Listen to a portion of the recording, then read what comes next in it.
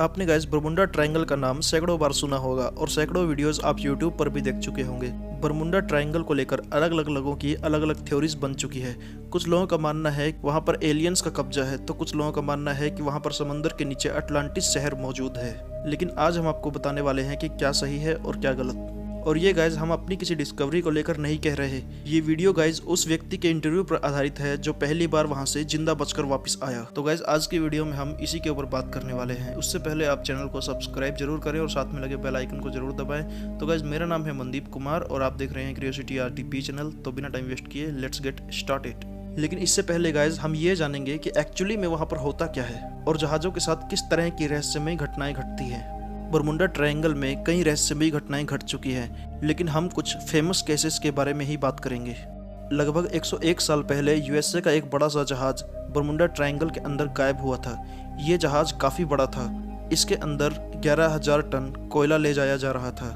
गायब होने के बाद कई रिसर्च ऑपरेशंस चलाए गए, लेकिन ना तो इस जहाज़ का कुछ पता चला, ना ही इसके क्रू का और ना ही इसका कोई मलबा मिला और ये जहाज एक मिस्ट्री बनकर रह गया। कुछ लोगों का ऐसा भी कहना था कि वह जहाज ओवरलोडेड था, जिसके कारण वह डूब गया होगा। लेकिन इससे साबित नहीं होता कि ये कोई मिस्टीरियस घटना है। ऐसा भी हो सकता है कि वह जहाज समंदर की तली में बहुत ही गहराई में डूब गया हो, लेकिन यह घटना इस जगह को कोई मिस्टीरियस प्लेस साबित नहीं करती। तो इसीलिए गाइस हम बात करते हैं अगले केस के बारे में। सन 1945 में अमेरिका के 5 पायलट अपने लड़ाकू विमान लेकर अपनी नॉर्मल प्रैक्टिस के लिए निकलते हैं। उसी दौरान ये पांचों विमान बरमुंडा ट्रायंगल के ऊपर से गुजरे, लेकिन तभी पांचों के 5 पायलट से कंट्रोल टूट जाता है और वे विमान कहीं गायब हो जाते हैं। तभी अमेरिकन एयरफोर्स ने एक रेस्क्यू प्लेन उनको ढूंढने के लिए भेजा, जो उन्हें ढूंढ के लाने वाला था। उसमें 13 लोग सवार हुए, लेकिन वो प्लेन भी बरमुंडा ट्रायंगल के ऊपर से गुजरते समय कहीं गायब हो गया।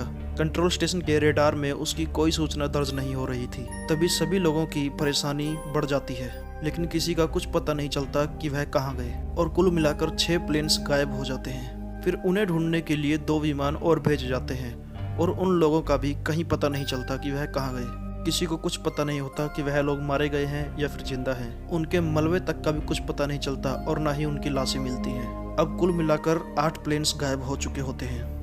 क्रिस्टोफर कोलंबस अपने समय में जब वह भी बरमुंडा ट्रायंगल के पास से निकल रहा था, तो उसने अपनी बुक में लिखा था कि जब वह बरमुंडा ट्रायंगल के पास से निकल रहा था तो उसने अपने कंपास में एक अजीब सी हड़कंप देखी। उसने अपनी बुक में लिखा है कि मानो जहाज के सभी कंपास खराब हो गए हों। फिर भी कई सालों तक यह बात दबी रही, लेकिन 1964 में यह मामला फिर दुनिया के सामने आया, जब विंसेंट गेटी ने इसके ऊपर एक आर्टिकल लिखा। लेकिन उसकी रिसर्च से एक अलग ही धारणा और एक अलग ही बहस का जन्म हुआ, जिसमें उन्होंने बताया कि दुनिया में इससे अलग एक अलग डायमेंशन भी मौजूद होता है, यानी कि दूसरी दुनिया जो कि बरमुंडा ट्रायंगल के अंदर बसती है, जैसे कि एलियंस की दुनिया, भूत प्रेत, सी मॉन्स्टर। लेकिन साइंटिस्ट के मुताबिक अब एक ही रास्ता बचा था। यदि कोई जिंदा बचकर वापस आया तो वह ही रहस्य बता सकता है कि आखिर बरमुंडा ट्रायंगल में क्या है। प्लेन्स और उनमें मौजूद लोग आखिर कहाँ गायब हो जाते हैं, जिनका कुछ पता नहीं चलता। और आखिरकार एक इंसान मिल ही गया जो वहां से जिंदा बचकर वापस आया है। तो इस बंदे का नाम है ब्रूस कैनन। इनका कहना है कि किस्सा है सन 1970s का। उन्होंने बताया कि जब वो अपने पिता और अपने बिजनेस पार्टनर के साथ बहामास से मियामी के लिए जा रहे थे, तो वह बरमुंडा ट्रायंगल के ऊपर से गुजर रहे थे, तो उनके सामने बादल का एक बड़ा सा झुंड सामने आ गया। बादल इतनी स्पीड से उनके पास आया कि उन्हें रिएक्ट करने का समय ही नहीं मिला। वह अपने प्लेन को किसी और दिशा में नहीं मोड़ सकते थे। वो सीधे उन घने बादलों में घुस जाते हैं और चारों तरफ काफ़ी बिजलियां कड़क रही थी। उनको समझ नहीं आ रहा था कि विमान को किस दिशा में उड़ाना चाहिए और प्लेन बुरी तरह डगमगा भी रहा था। उनका कहना है कि उनके सामने काले बादलों की एक गुफा जैसे सामने आ गई हो और वे उनके अंदर उड़ते चले गए। वो बताते हैं कि कुछ ही देर बाद उन्हें लगा मानो वह किसी और ही दुनिया में आ गए हैं। उनका कहना है कि फिर उनके सामने ऐसी लाइंस बनना शुरू हो गई मानो घड़ी के कांटे हों और वो अपने आप को गोल गोल घूमता हुआ महसूस कर रहे थे।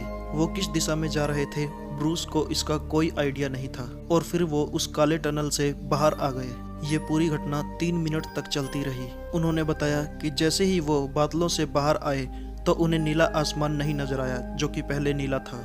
उन्हें धुआं ही धुआं नजर आ रहा था और समझ नहीं आ रहा था कि आसमान कहाँ है और समंदर कहाँ है, क्योंकि प्लेन में लगे सभी कंपास तेजी से घूमे जा रहे थे, जैसे उन पर किसी अलग ही एनर्जी का कंट्रोल हो। थोड़ी देर के लिए वो बिल्कुल ही दुनिया से कट चुके थे। रेडियो पर उनका किसी से कोई संपर्क नहीं जुड़ रहा था और कुछ देर बाद उनकी किस्मत ने उनका साथ दिया और उनका संपर्क एक रेडियो स्टेशन से हुआ। उन्होंने उनसे रिक्वेस्ट की कि हम भटक चुके हैं, हमें रास्ता बताइए, हमें किधर जाना चाहिए। तब उन्हें बताया कि स्टेशन पर लगा रेडार उनके विमान को डिटेक्ट ही नहीं कर पा रहा है। सामने का धुआं कम हुआ, तब जाकर प्लेन रेडार पर दिखाई देने लगा और वो हैरानी में थे कि जिस स्पीड से वह बाहर निकले उस स्पीड में नॉर्मली एक प्लेन उतना सफ़र तय नहीं कर सकता। उन्होंने 3 मिनट में 150 किलोमीटर की दूरी तय की थी, यानी कि उनकी स्पीड 3000 किलोमीटर प्रति घंटा थी, जो कि इम्पॉसिबल है। ये स्पीड दुनिया की सबसे तेज़ फाइटर जेट से भी ज़्यादा थी। फिर भी ये लोग सभी बाधाओं को पार करते हुए सही सलामत ज़मीन पर लैंड करते हैं। ब्रूस जो कि पायलट था, वह अभी भी हैरान था कि वह इतने कम समय में इतना लंबा सफ़र कैसे तय कर सकता है। तब ब्रूस ने फ्यूल टैंक चेक किया तो वो यह देखकर हैरान था कि फ्यूल केवल इतना ही जला था जितना 3 मिनट में जल सकता है, बाकी का फ्यूल ज्यों का त्यों था। इस मिस्टीरियस घटना को काफ़ी टेलीविजन्स और न्यूज़पेपर्स में भी छापा गया। गाइस, बहुत से साइंटिस्ट का मानना है कि वह उस घटना के दौरान टाइम ट्रेवल जैसी घटना से होकर गुजरे थे और रिसर्चर्स यह भी मानने लगे कि अगर यह घटना सच है तो टाइम ट्रेवल भी पॉसिबल है। टाइम ट्रेवल को हम एक एग्जाम्पल के जरिए आपको समझाते हैं। मान के चलिए इसमें पहला डॉट वो जगह है जहाँ से आपको चलना है और दूसरा डॉट वह जगह है जहाँ पर आपको पहुँचना है। बीच की दूरी में लगा समय एक टाइम है और यदि हम स्पेस को मोड़ दें तो एक जगह से दूसरी जगह पहुँचने में हमें बहुत ही कम समय लगेगा। रिसर्चर्स का मानना है कि ब्रूस ऐसी ही एक घटना से होकर गुजरे हैं। गाइज, मुझे उम्मीद है कि आपको ये वीडियो ज़रूर पसंद आई होगी। अगर वीडियो पसंद आई है तो वीडियो को लाइक और चैनल को सब्सक्राइब और वीडियो को शेयर ज़रूर करें। और मैं मिलता हूँ गाइज आपसे अगली वीडियो में। तब तक के लिए गुड बाय।